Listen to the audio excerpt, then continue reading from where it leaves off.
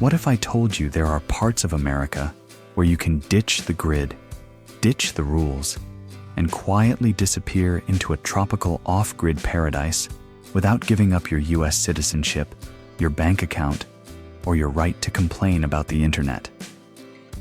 These places still have American flags, American laws, and absolutely no interest in your meetings, your HOA, your notifications, or your carefully color-coded productivity apps.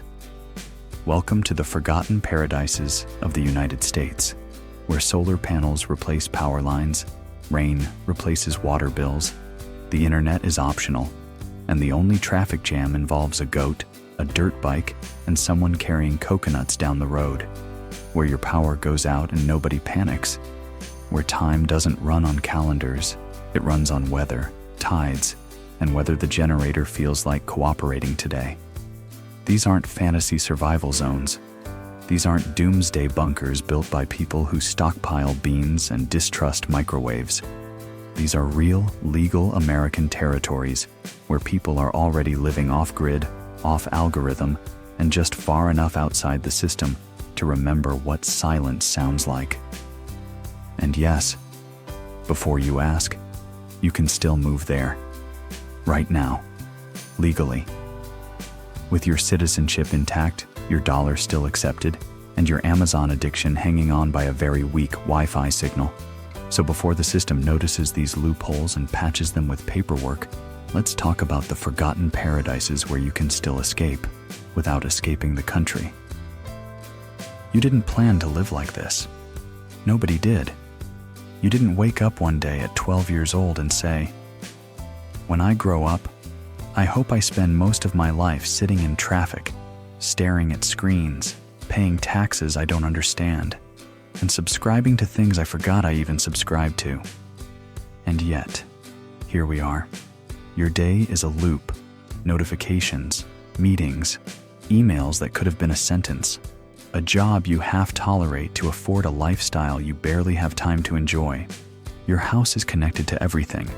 Power grid, water grid, data grid, social grid, and somehow you feel more trapped than ever. The lights are always on, the Wi-Fi is always working, and your brain is never offline. And somewhere along the way, people started confusing connection with freedom. You're told that escaping the system means moving to another country, learning a new language, giving up your passport, your bank, your identity, and probably your comfort. You're told that off-grid is only for survivalists in the woods, people with axes, canned food, and trust issues. That if you want out, you have to go all the way out. But what if that's not true? What if escaping the system doesn't actually mean running from civilization, but quietly stepping sideways out of its most suffocating parts? What if off-grid doesn't mean vanishing into a forest, but slowly reducing your dependence on the machines, the schedules, the bills, and the digital noise that now run your life? Because real off-grid, for most people, doesn't start with chopping wood. It starts with this feeling. The feeling that the game is rigged, that the rules keep changing, that you're paying more, working more, scrolling more, and somehow living less. That your nervous system is permanently plugged in, and the off switch was quietly removed in a software update you never approved. So the fantasy becomes simple. Not luxury, not yachts, not 5-star anything. Just quiet. Control over your own power, your own water, your own time. Fewer rules, fewer middlemen between you and your basic needs. A life where a blackout isn't a disaster. It's just night. And that's where these forgotten places come in. Not as miracles, not as utopias, but as rare legal loopholes where the system thins out just enough for something human to breathe through. Where off-grid isn't a rebellion, it's just how life works. Where escape doesn't look dramatic, it just feels lighter. Puerto Rico is what happens when the power goes out, and people decide not to wait for it to come back. On paper, it's still America. Same citizenship, same dollar, same big logos on buildings. But in real life, the island learned something the hard way. The grid is optional, and waiting for it to save you is a hobby for optimists. After the hurricanes, the blackouts, the weeks without electricity, people stopped building their lives around promises from utility companies. They bought solar panels, then batteries, then bigger batteries, then backup generators just in case the batteries had feelings that day. Rooftops across the island quietly turned into small power plants. Not because it was trendy, because survival made it practical. This is what off-grid looks like when it's not a fantasy. It's not a cabin in the woods. It's a normal house with a silent hum of inverters in the background. It's a fridge that doesn't die when the neighborhood goes dark. It's lights that stay on while the city around you disappears into candles and phone flashlights. It's not rebellion. It's independence with wiring. And here's the strange part. Once you stop depending on the grid, something inside your head disconnects too. You stop flinching when the lights flicker. You stop timing your life around outages. You stop feeling like your survival depends on invisible systems you can't fix, control, or even properly understand. Your power becomes physical again, tangible, sun in, light out, simple math. Off-grid in Puerto Rico isn't hidden deep in the jungle, but it's everywhere once you start noticing it. In mountain towns where fog rolls in like a curtain, in coastal neighborhoods where sea salt eats power lines for breakfast, in quiet inland villages where the loudest sound at night is insects arguing with each other. People here don't ask, is the power stable? They ask, how many batteries do you have? Water is the same story. Rain tanks, filtration systems, gravity-fed lines from higher ground. Some places still rely on city water, but many don't trust it enough to make it their only plan. Because when you've lived through weeks without service, redundancy stops feeling paranoid and starts feeling sane. Now let's be honest, this is not a perfect paradise. The roads can look like they were designed by someone who actively dislikes shock absorbers. Bureaucracy here operates on a spiritual level. Offices may be open. They may also be closed. Sometimes they exist only as a rumor passed down through local families. Internet speed is best described as hope-based. And yes, blackouts still happen, often. But that's the point. Off-grid isn't about comfort. It's about control. And in Puerto Rico, control is something normal people actually have access to. You don't need a survival compound. You don't need 10 acres of forest.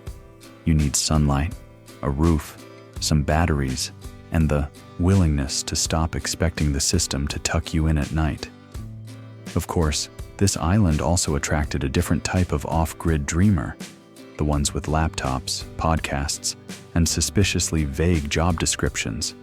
Crypto people, remote workers, founders, men named Chad who say words like scalable while wearing flip-flops that cost more than your first car. Thanks to special tax rules, Puerto Rico became a magnet for people trying to escape not just the grid, but the IRS. Some made fortunes, some made enemies, some made Instagram reels about freedom while their neighbors were still rebuilding roofs. It's complicated, it's messy, it's very Puerto Rico. But for regular people, the off-grid reality here is quieter. It's not about yachts or loopholes. It's about not panicking when the lights go out. It's about knowing your freezer will survive the night. It's about living in a place where energy independence isn't a political statement. It's just common sense. Puerto Rico teaches you something important about escape. You don't have to leave the country to leave the system. Sometimes all you have to do is unplug from the part that keeps failing you. If Puerto Rico is off-grid with wiring and spreadsheets, American Samoa is off-grid with roosters, rain, and silence that feels physical. This is the place where the modern world doesn't exactly end. It just loses interest and quietly turns around. 5 volcanic islands in the middle of the South Pacific. 1 main airport, 1 main road, 1 McDonald's that somehow feels illegal in the middle of all that jungle and ocean. This is the only U.S. territory south of the equator, which means even the sun here is technically off script. On paper, it's American. The dollar works. The flag flies. You can live here legally without a visa, but in practice, American Samoa runs on something much older than permits and pipelines. Here, off-grid is not a lifestyle choice, it's the default setting. Power goes out often enough that nobody calls it an emergency. Generators hum. Solar panels sit quietly on rooftops like metal sunflowers. Rainwater tanks are normal, not eco. People don't debate resilience here, they live inside it. You don't ask whether your house is off-grid, you ask whether your generator started this morning. Water comes from the sky. Food comes from the land and the ocean. Fish doesn't arrive on ice. It arrives with a name and sometimes a story about who caught it. Breadfruit falls out of trees. Chickens walk around like they own stock in the island. And then there's the digital off-grid. Internet technically exists. Spiritually, it's struggling. Social media trends arrive late, if they arrive at all. Nobody here is optimizing their life for an algorithm. Nobody is building a personal brand. You don't escape the system here by trying. You escape it because it simply doesn't follow you across this much ocean. But this is not a carefree fantasy. Land here is mostly communal and family-owned. You don't just buy a plot and drop a cabin. You are a guest in an ancient social structure built around respect, elders, and bloodlines that go back longer than most countries. This isn't rugged individualist off-grid. This is collective off-grid. You belong to people before you belong to property. Life moves slow, not island slow. Deeper than that. Church slow, tide slow, pig feeding slow. The kind of slow that doesn't care about your plans or your productivity goals. You don't move here to be efficient. You move here to stop measuring your worth in output. And yet, for all its distance from the system, American Samoa is still under the U.S. umbrella. People can travel to the mainland. They can work there. They can send money back. But politically, they exist in a strange in-between. U.S. nationals, not full citizens by default. A reminder that even paradise has fine print. Still, escape here feels different. Not louder, not dramatic, just quieter. Quieter than notifications. Quieter than office politics. Quieter than the permanent background anxiety of a world that never shuts up. Off-grid here doesn't make you feel rebellious. It makes you feel unplugged in a way your nervous system actually understands. And that's the danger of a place like this. Once you learn that life can be this simple, power from the sun, water from the rain, food from the ocean, community from the people around you, it becomes very hard to go back to paying 3 different companies just to feel constantly behind. The Northern Mariana Islands feel like the part of America that accidentally hit the mute button and never turned the volume back up. If Puerto Rico teaches you how to build power independence, and American Samoa teaches you how to live without rushing at all, the Northern Marianas teach you something far stranger: how to live quietly, legally, and almost completely outside the noise, without breaking any rules. This is a U.S. territory in the Western Pacific. No passport needed. The dollar works. The laws are American. But the pressure isn't. Most people only ever hear about one island here, Saipan. A few might recognize Tinian from old World War II history books. Almost nobody thinks about Rota at all, and that's kind of the point. These islands aren't trying to be discovered. They're trying to stay forgotten. Here, off-grid doesn't look dramatic. No jungle survival montages, no doomsday bunkers. It looks like small houses with solar panels, rain tanks beside simple concrete walls, open windows instead of air conditioning, chickens in the yard, a quiet road that never learned what a traffic jam is. You can legally build a simple life here. Legally reduce your dependence on the grid. Legally reduce your dependence on the system. There's zoning, yes, but it's nothing like the mainland maze of permits, inspectors, and paperwork that feels designed to exhaust you into giving up. Crime here is low. Not in a "we have cameras everywhere" kind of way, in a "everyone knows each other and there's only one main road" kind of way. When life is slow, dramatic crimes feel awkward and embarrassing. The ocean is always there, clear, warm, and unfairly beautiful. Mountains rise without asking for attention. Abandoned World War II. Ruins sit quietly in the jungle, like the islands themselves are trying to remind you how temporary systems really are. But this is still an island life. An island life always collects its price in small, inconvenient ways. Shipping takes time. Sometimes the supply ship is late. Sometimes your favorite food simply disappears for a few weeks. Internet exists, but it should never be trusted with your emotional stability. A jar of peanut butter may cost more than your dignity. You learn quickly that abundance here is not measured in options. It's measured in peace. And then there's the strange tax reality. Technically, you still pay federal taxes, but not to the IRS directly. You pay them locally, and the local government sends the money onward. A quiet, bureaucratic relay race that somehow works and somehow feels like a loophole the mainland forgot to close. This is why certain people come here very intentionally. The ones who understand systems, the ones who like clean lines, simple rules, and quiet benefits. The ones who don't need to explain themselves too loudly. But for most people who end up here, the escape is simpler than strategy. They came for quiet. They stayed because their nervous system stopped vibrating. The northern Mariana Islands don't offer excitement. They offer something much rarer. They offer a place where off-grid isn't a protest. It's just the default rhythm of a life that nobody is in a hurry to interfere with. The U.S. Virgin Islands are not where you go to disappear completely.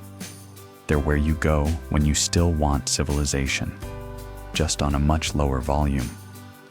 This is the off-grid you choose when you're not trying to escape into the jungle, but you are absolutely done with the pace, pressure, and permanent urgency of the mainland. St. Thomas, St. John, and St. Croix.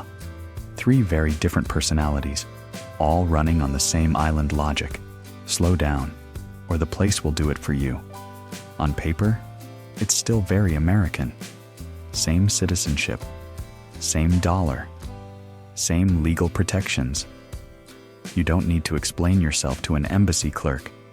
You don't need a new identity.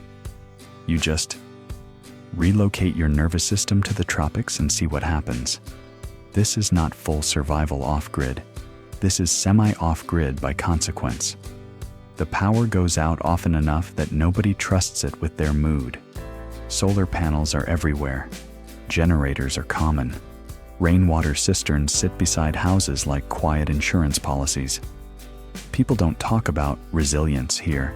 They just live as if outages are part of the weather forecast. Because they are. St. Thomas is the loud one. Cruise ships, traffic, shopping, nightlife. It's where off-grid ideas go to take a shower and put on clean clothes. You can live with panels and batteries here, but you'll still hear the system breathing nearby. St. John is different. Most of it is national park. Hills, trails, hidden beaches, long stretches of nothing but wind and insects. This is where people come to be closer to land than to infrastructure. The internet works when it feels like it. The stars work every night. St. Croix sits somewhere in the middle, bigger, quieter, weirder, more space, more room to vanish without fully vanishing. This is where semi-off-grid turns into something almost intentional. Living here teaches you a strange lesson. You can be technically connected and emotionally free at the same time. You still have banks, you still have mail, you still have your phone. But the rhythm is different. When the power goes out, nobody refreshes news feeds in panic. They light candles, they open another drink, they take a nap. Blackouts aren't emergencies here, they're suggestions. Of course, paradise still invoices you. Everything is imported. Food costs more. Fuel costs more. That avocado you didn't need costs more than your childhood dog. If you want mainland convenience, you'll pay mainland prices with island delays. 2-day shipping becomes a moral test. You learn patience the expensive way. But off-grid here was never about hardcore self-sufficiency. It's about selective independence. You choose what you still depend on. You choose what you no longer want control over. You choose how loud the system is allowed to be in your life. The U.S. Virgin Islands are for the people who aren't ready to cut every wire, but are very ready to stop letting the grid decide how every single day should feel. Guam is what happens when you don't unplug from the grid. You unplug from the map. This is still America. Legally, technically, bureaucratically. But geographically, Guam is so far from the mainland that your old life feels like a rumor you once heard about yourself. You don't come here to build a hidden cabin in the jungle. Zoning is strict. Land is complicated. Military owns a lot of it. This is not the place for wild, romantic, off-grid construction fantasies. If you're looking for total physical autonomy with no rules, Guam will politely but firmly say no. And yet, this might be one of the most powerful escape zones in the entire system, because the off-grid here isn't about power lines, it's about distance.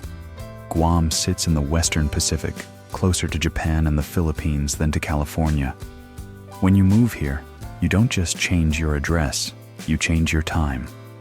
You wake up tomorrow while the mainland is still stuck in yesterday. Your friends back home are brushing their teeth in the past, while you're already living the next day. That alone does something strange to your brain. The news arrives late. Trends arrive tired. Political hysteria arrives already exhausted. By the time mainland panic reaches Guam, the island has already decided it doesn't care that much. The algorithm still works here, but it feels weaker, like it's trying to shout across an ocean and running out of breath halfway through the sentence. This is the psychological off-grid. You still have electricity. You still have Wi-Fi. You still have stores. But you no longer live inside the immediate feedback loop of the mainland. The emotional pressure drops. The urgency deflates. The constant sense that you're behind quietly disappears. Of course, this is still an island. It's hot, aggressively hot, the kind of humid that makes your skeleton feel moist. Typhoons visit like unwanted seasonal bosses. Supply chains are fragile. Sometimes grocery stores look like they've just survived a mild apocalypse. Your favorite brand of anything may vanish without explanation for weeks. You learn flexibility whether you want to or not. And then there's the military presence. Jets in the sky. Bases on the land. A reminder that while you've escaped the cultural noise, the geopolitical machine still knows exactly where you are. Guam is off-grid emotionally, but strategically, it is very much online. Still, people stay.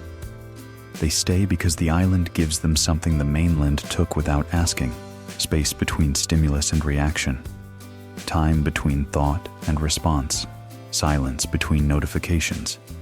Life here doesn't chase you. It waits. And when the grid goes down here, nobody pretends it's a spiritual awakening. They fire up the generator. They open the windows. They accept that independence doesn't have to be poetic to be real.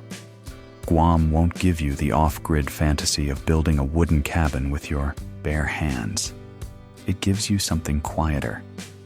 the ability to live far enough from the system that it stops narrating your life in real time.